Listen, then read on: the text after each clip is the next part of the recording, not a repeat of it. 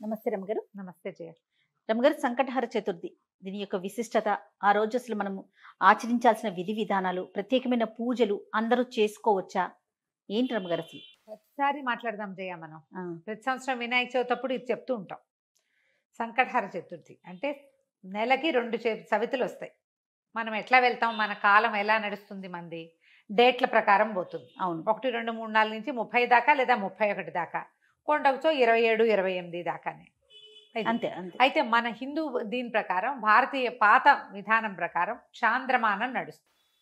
ఈ చాంద్రమానం అంటే చంద్రుడి యొక్క కదలికలతో మన డే మారుతుందన్నమాట. ఓకే. తిథులు అంటాం వాటిని మనం. 28 ఇవి ఎట్లా పోతాయి? 28 కాదు, పోనీ 29, 30 చేసుకుందాం దాన్ని. పాడ్యమి నుంచి మొదలు పెట్టుకుని పౌర్ణమి దాకా 15. ఓకే. అక్కడి నుంచి 16వ రోజు నుంచి మళ్ళీ పాడ్యమి నుంచి మొదలు పెట్టుకుని అమావాస్య దాకా. ఓకే. ఇట్లా మన తిథులు నడుస్తూ ఉంటాయి. ఇందులో ప్రతి నెల 2 పాడ్యములు రావాలి, 2 విధియలు, 2 తదియలు, 2 చవితులు, 2 పంచములు, 2 షష్ఠులు, 2 సప్తములు, అన్ని 2 రావాలి. అవును. 2 రానివి ఏమిటి? ఒకటి పౌర్ణమి, రెండోది అమావాస్య. అవి మాత్రం సింగిల్ డేట్స్. చతుర్దశులు, త్రయోదశులు, దశములు, ఏకాదశులు అన్ని 2 రావాల్సింది. ఏకాదశి నియమం మనకి సాధారణంగా ఉంటుంది. ఎట్లా? శుక్ల ఏకాదశి, బహుళ ఏకాదశి. ఏకాదశి నాడు ఉపవాసం ఉండటం, ద్వాదశి నాడు ద్వాదశ పారణ చేయటం మన తాలూకు హిందూ సంప్రదాయం. అలాగే హిందూ సంప్రదాయం ప్రకారం నెలలో వచ్చే 2 చవితులని మనం వినాయక ఆరాధన చేయవచ్చు. ఓకే. ఈ చవితి ఆరాధన మనం ప్రత్యేకంగా ఎప్పుడు చేస్తాము? వినాయక చవితి చేసుకుంటాం.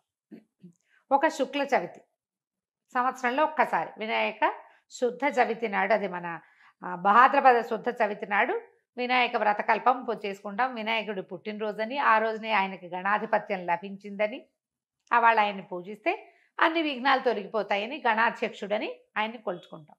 అలాగే ప్రతి నెలా వచ్చేటువంటి కృష్ణ చవితి నాడు, బహుళ చవితి నాడు వినాయక ఆరాధన చేస్తే సమస్త విఘ్నాలు తొలగిపోతాయి అనేది ఒక ప్రత్యేకమైన నియమంగా చెప్తారు. ఓకే. ఈ నియమాన్ని మనకంటే ఎక్కువగా తమిళులు పాటించేవారు.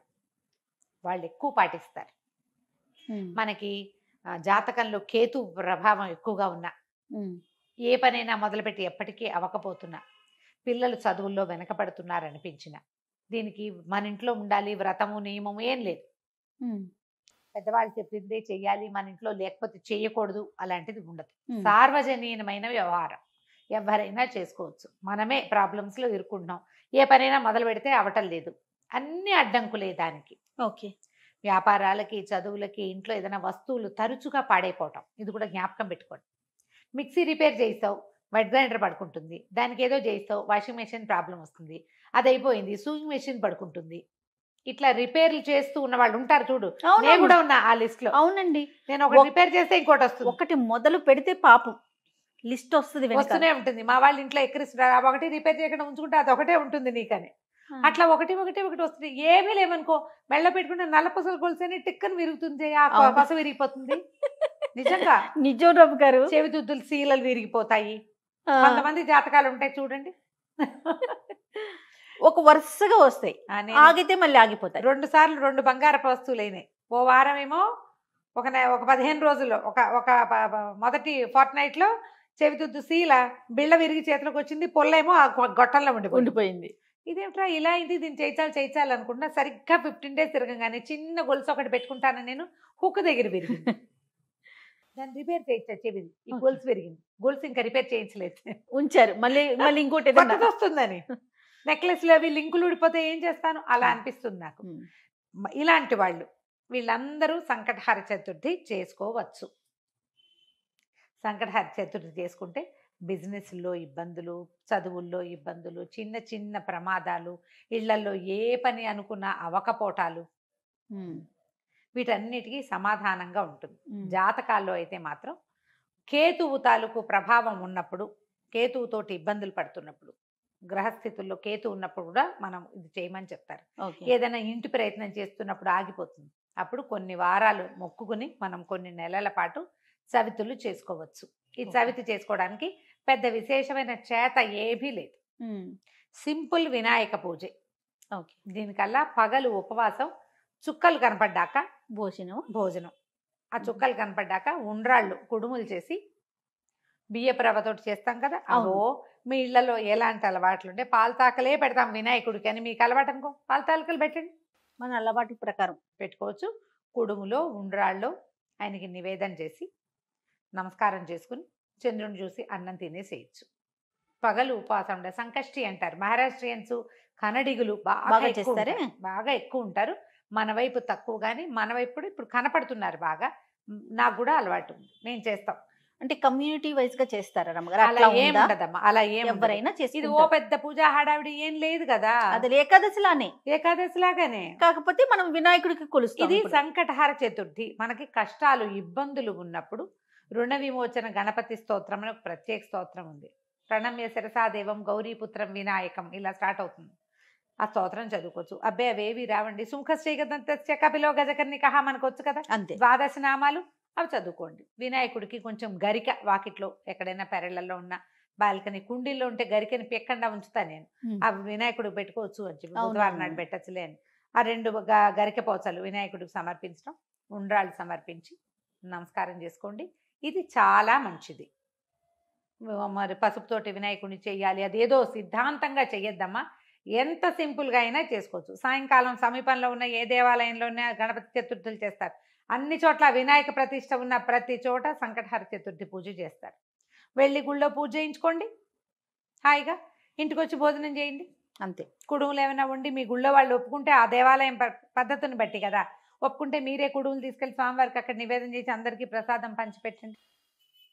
వినాయకుడికి వచ్చిన బెల్లం ముక్క నివేదన పెట్టడం ఒక అలవాటుగా చేసుకోండి. మనకి ఇలాంటి సమస్యలు ఉంటే కనుక తప్పకుండా కొంచెం బెల్లం నివేదన పెట్టడం, వినాయకుడి కోసం ఒక దీపారాధన చేయటం, దీపం పెట్టుకోవటం, దీపం పెట్టగానే వినాయకుడికి సంబంధించిన శ్లోకం చదువుకోవటం, ఓ బెల్లం ముక్క ఖచ్చితంగా, నువ్వు పళ్ళు పెట్టు పాలు పెట్టు అవి ఏమైనా పెట్టుకో, వినాయకుడికి బెల్లం ముక్క పెట్టాలి.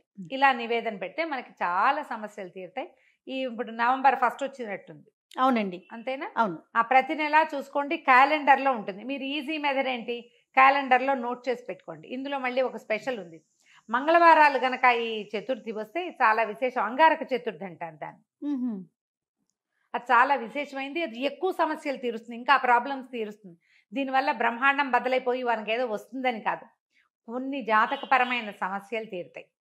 ఏ పనులు కానప్పుడు మనకు ఒక శాంతిగా ఉంటుంది. చికాకు తగ్గినా చాలు కదా అమ్మగారు, ఏదో వచ్చి మీద పడక్కర్లేదు. జస్ట్ మనకు ఉన్న ఆ చికాకు, ఆ బాధ, మనసు శాంతిగా ఉంటే అదే చాలు, అదే చాలు. అంతకంటే ఆటోమేటిక్ గా సమస్యలు పరిష్కారం అవుతాయి. అవును, అలా చేసుకోవచ్చు. మంగళవారం చతుర్థి వచ్చిందనుకో ఇంకా కంఫర్టబుల్ గా ఉంటుంది. ఒక 40 చేయొచ్చు, ఇవి 40 చేయొచ్చు, 21 చేయొచ్చు, 5 నేను 7 లెక్క పెట్టుకుని కూడా చేస్తా. ప్రతి నెల సంకటహర చతుర్థి నాడు పొద్దున్నే మా అక్కయ్య నేను ఒకళ్ళు గుర్తు చేసుకుంటాం ఇవాళ చతుర్థి అని. ఓకే, జ్ఞాపకం చేసుకుని మా ఇద్దరికి అలవాటు ఉంది. నాకు కొంచెం వినాయక ఇవి కూడా ఎక్కువ కదా, ఎక్కువ శ్లోకాలు చదువుకుంటాను. నేను చిన్నప్పుడు చదువుకున్న తొండమున ఏకదంతమును కూడా చదువుతారు రోజు నేను, నాకు అది అలవాటు. ఎవరి అలవాట్లు వాళ్ళవి కదా, మీరు అలవాటు చేసుకోండి. ఏదైనా ఇలాంటి సమస్యలు ఉన్నప్పుడు ఇట్లా చేసుకోవచ్చు. ఇది కొన్నాళ్ళు చేసి మానేయచ్చా లాంటి ప్రశ్నలు వస్తాయి ఎంతసేపు. కొన్ని వారాలు నియమంగా పెట్టుకోండి, కొన్ని నెలలు, ప్రతి నెల సంకటహర చతుర్థి చేయాలి. 2 సార్లు సంవత్సరం 2 సార్లు వస్తుంది కదా. మీరు కృష్ణ చతుర్థి మామూలు చతుర్థి కూడా చేసుకోవచ్చు. లేదా నేను సంకష్టే చేస్తాను అంటే కనుక సంకష్టులు మాత్రమే చేసుకోవచ్చు, సంకటహర చతుర్థి మాత్రమే చేసుకోవచ్చు. ప్రతి నెల చేస్తే ఇప్పుడు సంవత్సరం చేద్దామని మొక్కున్నాం అనుకోండి, 12 అవుతాయి. ఒకవేళ మధ్యలో ఒక నెల పీరియడ్ వచ్చింది, ఆడవాళ్ళకి సమస్యలు వస్తాయి, ఇంకోసారి మళ్ళీ మొదలు పెట్టక్కర్లేదమ్మా, కంటిన్యూ చేసుకోవచ్చు. దీనికి మీరు ఈజీ మెథడ్ ఏంటంటే, ఇప్పుడు స్మార్ట్ ఫోన్లు వచ్చినాయి కాబట్టి స్మార్ట్ ఫోన్లో చూసుకుని పెట్టుకోండి డేట్లు. నేనైతే క్యాలెండర్లో రౌండ్ ఆఫ్ చేసి పెట్టుకుంటా ఇవాళ చతుర్థి అని. వాళ్ళు కూడా ఎర్ర వినాయకుడు బొమ్మ వేస్తుంటారు, అక్కడ వినాయకుడు బొమ్మ కనపడుతుంది, టీటీడీ వాళ్ళ దాంట్లో కనిపిస్తూ ఉంటుంది. సో గుర్తుపెట్టుకుని ఆ రోజున మీరు చేయవలసింది ఏంటి, వినాయకుడికి సంబంధించిన స్తోత్రం చదువుకోవటం, 2 గరిక పోచలు తెచ్చి వినాయకుడికి సమర్పించడం, కొంచెం కుడుములో ఏవైనా నివేదన చేయటం, పగలు ఉపవసించి చంద్రుడు కనపడ్డాక దండం పెట్టుకుని భోజనం చేయటం చేసి చూడండి. మీకు చాలా ఇబ్బందులు తొలుగుతాయి. పెద్ద విశేషంగా ఏదో మాత్రం కాదు, మంచిది. మీకు ప్రధానమైనది ఏంటంటే ఇబ్బందులు తొలుగుతున్నట్టు కనపడుతుంది కానీ. రైట్ అమ్మగారు, నమస్తే. నమస్తే. సుమన్ టీవీలో మీ పర్సనల్ అండ్ బిజినెస్ ప్రమోషన్స్ కోసం కింది నెంబర్కి కాంటాక్ట్ చేయండి.